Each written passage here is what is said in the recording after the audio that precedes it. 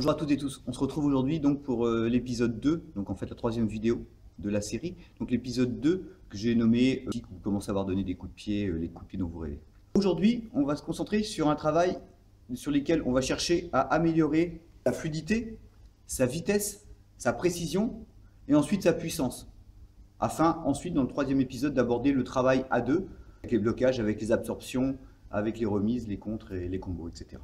Avant de commencer, je vais vous partager ma petite routine d'échauffement, qui est un petit peu différente de ce que je vous ai présenté lors de l'épisode numéro 1. Ici, je vais faire un échauffement et puis je vous ferai un condensé. Donc vous verrez, je vais utiliser différents outils, la corde à sauter, le bâton. On va vous partager cette première partie de l'échauffement, bien évidemment, toujours le même principe. Je vous mets une fois encore le lien avec mon échauffement généraliste. Donc je commence évidemment par un échauffement articulaire, j'accélère, je vous mettrai le lien. Et ensuite, je vais passer sur la préparation du corps, des membres inférieurs, donc spécifiques au travail du jour.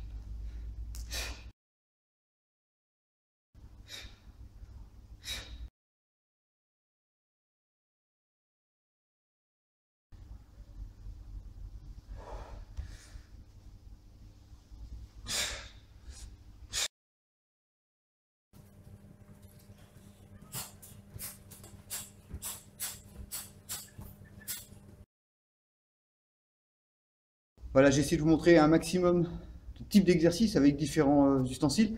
Donc on va commencer par la fluidité. Ça va me permettre d'aborder un exercice qu'on appelle vulgairement le shadow, c'est-à-dire qu'on va travailler dans le vide.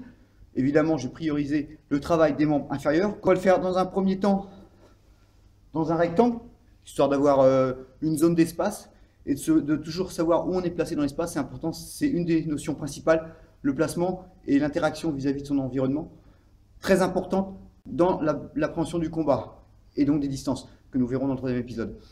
Enfin, nous travaillerons un petit peu, donc devant la glace. Dans cette salle, j'ai l'opportunité d'avoir une glace, de travailler toujours en fluidité, en souplesse et de pouvoir s'auto-corriger. Donc toujours bien prendre conscience de son environnement, comme je le disais à l'instant. Vous voyez, je suis pas seul dans la salle. Machinalement, j'allais l'écraser, mais en tant que gentil spéciste, je vais la sortir. Donc voilà, elle est plus très nerveuse, donc je pense qu'il est déjà trop tard pour intervenir pour elle.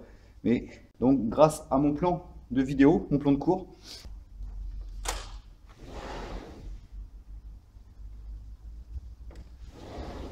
voilà, je ne sais pas ce que vaudra la vidéo, mais ma bonne action de la journée est faite.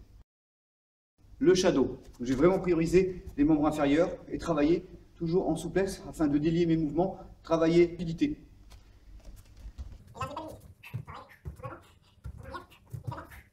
Je peux ajouter des points.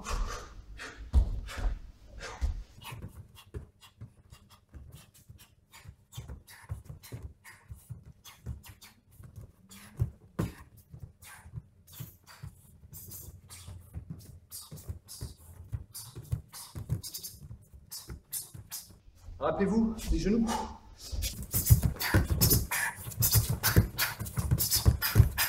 Travail jambes avant, travail jambes arrière.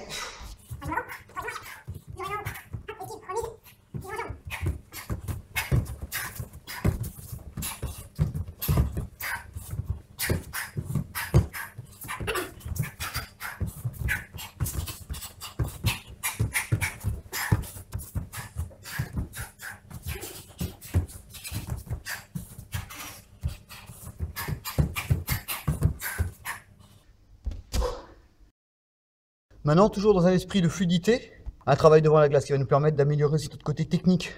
L'autocorrection, c'est la base de la progression, principalement dans les arts martiaux, où on cherche le côté artistique autant que le côté efficacité et combat.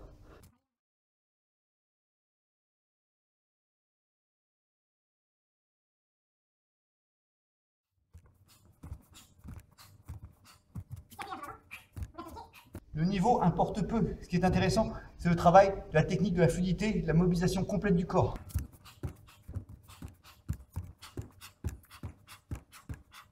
Et enfin, troisième petit exercice pour travailler la fluidité, des enchaînements, des combos. Donc c'est enchaîner ces techniques sur 2-3 mouvements, guère plus, et essayer de le rendre le plus fluide possible. Oubliez toute notion de puissance. Fluidité.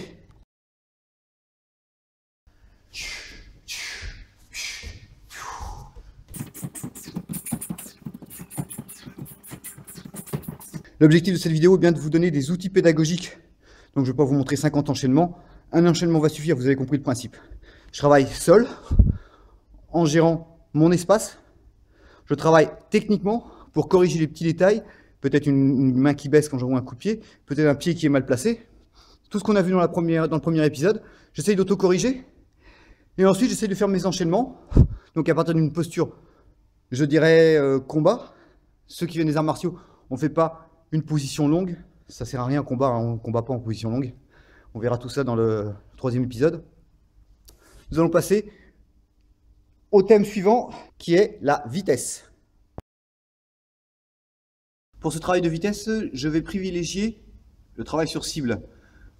Donc je vais prendre mon pote Bob. L'avantage, c'est que lui ne met jamais de claque derrière la tête. Et je vais utiliser une petite application. Donc j'ai pris une application Tabata et j'ai une sonnerie donc, qui devrait sonner. Donc j'ai mis des temps différents. 2, 3, 4, 7 secondes, 10 secondes, 1 seconde. Enfin, vous voyez, quelque chose qui me fasse réagir. Et l'objectif, ça va être de réagir dès que j'entends le bip. Je vais déclencher le coup de pied. Donc là, je vais vous faire une série sur un coup de pied circulaire. Je ne vais pas repasser en revue toutes les techniques, ça ne sert à rien. Essayez de pas forcément enchaîner les techniques, rester sur un mouvement à chaque fois. Toujours en respectant l'alignement de ses articulations, les placements de ses pieds, les placements de son corps, ses points en garde.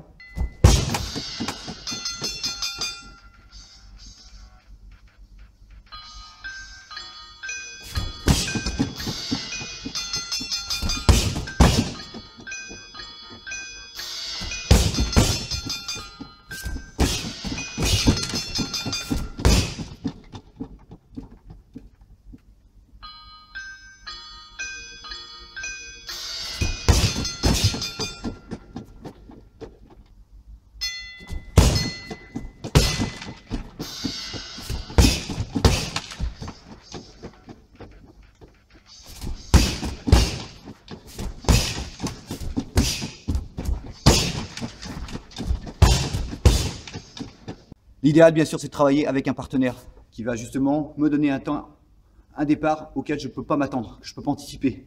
Là, ici, plein de musique s'entrechoquait, donc du coup, je déclenchais dès que j'entendais quelque chose de nouveau. Deuxième façon de travailler sa vitesse, prévoir un enchaînement. Donc là, je vais faire toujours pareil, circulaire, circulaire, en essayant de varier les niveaux, c'est-à-dire partir niveau moyen, niveau haut, avec jambes avant, jambes arrière, sans me prendre trop la tête là-dessus, en fait, juste en cherchant à enchaîner très très vite.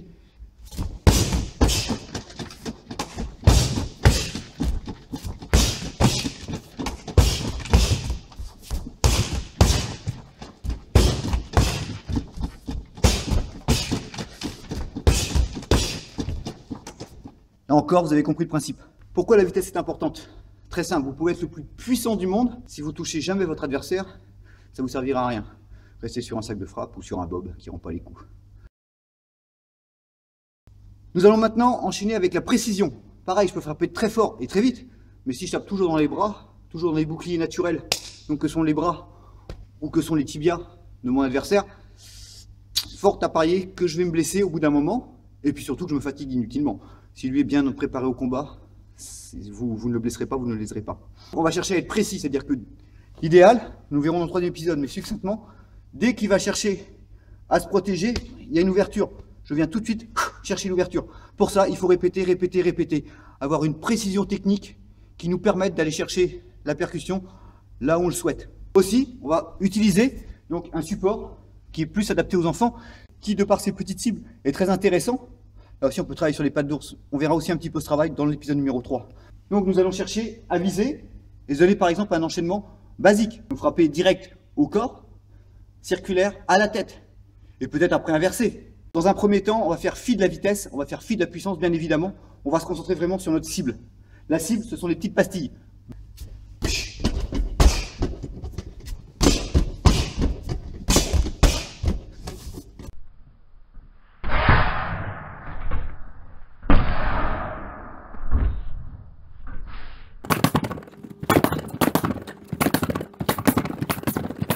Voilà, j'ai varié un tout petit peu les enchaînements par rapport à ce que j'avais dit initialement, en rajoutant un coup de pied circulaire retourné.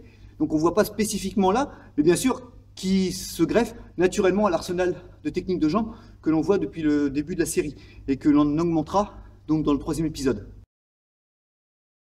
Autre travail très sympa, toujours sur Bob. On va essayer de faire exactement la même chose. Nous cherchons toujours la précision, soit en venant frapper au niveau du plexus solaire, du diaphragme, au niveau des côtes, au niveau de la gorge, ou à la tempe, ou sur un coup de pied montant au visage, d'accord? Frapper dans le triangle, qui est interdit dans la plupart des compétitions d'arts martiaux loisirs. On va chercher toujours pareil. Vitesse, je reste toujours sur un enchaînement simple. Côte, côte de tempe. Diaphragme, diaphragme, côte. Menton, carotide. Diaphragme, carotide. Diaphragme, carotide. Diaphragme, un peu. Tempe, diaphragme. Tête, tête.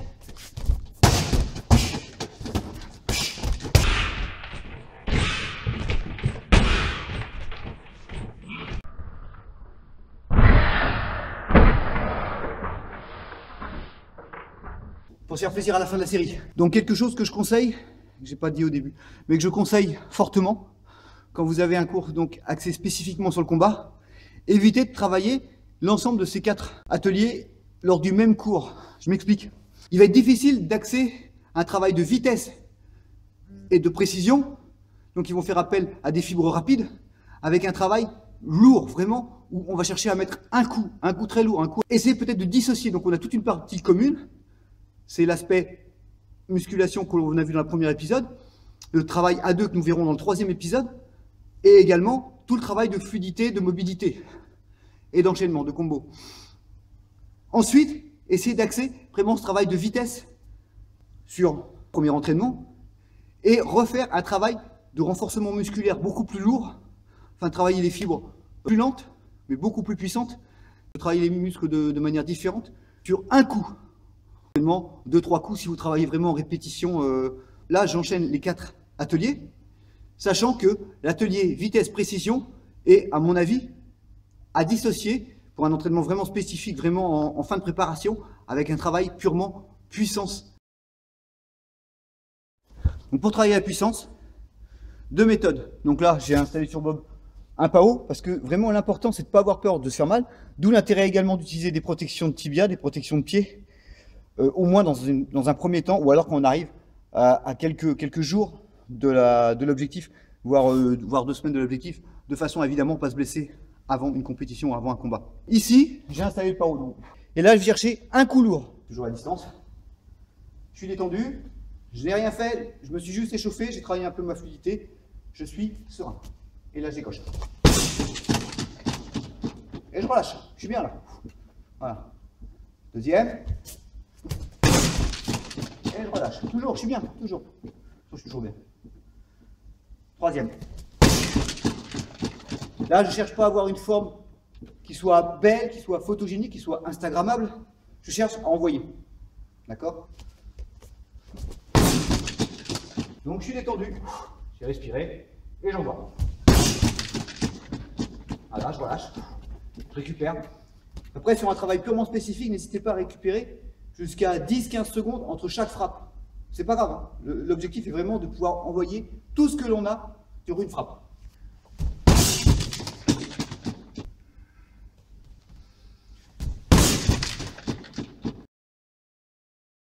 Donc, nous allons reproduire sensiblement le même exercice avec ensuite, je vais essayer de doubler, voire de tripler. Pareil sur une série, avec le maximum d'intensité. On relâche, on récupère le temps nécessaire. L'important, c'est désengorger complètement les muscles, qu'ils soient de retour à un état proche du zéro. Et qu'ensuite, on envoie notre percussion, ou nos percussions, vous allez voir quand je vais enchaîner sur 3 mouvements, nos percussions, donc de 0, passer à 120%. Donc détendu, je ne cherche pas la hauteur, je cherche à broyer. Je relâche.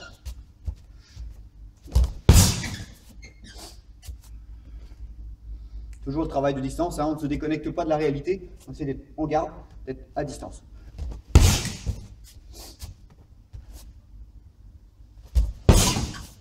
Et on vient bien frapper avec la zone qui nous intéresse, toujours de façon à appréhender le travail du renforcement osseux. Une fois que cet exercice a été travaillé, on va chercher à enchaîner les techniques, donc principalement cette technique circulaire, de façon à vraiment à casser. Et pourquoi pas partir jambe avant, en switch. Ici.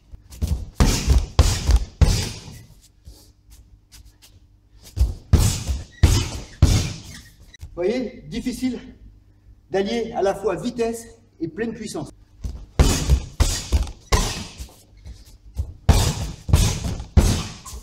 Voilà, ce deuxième épisode touche à sa fin.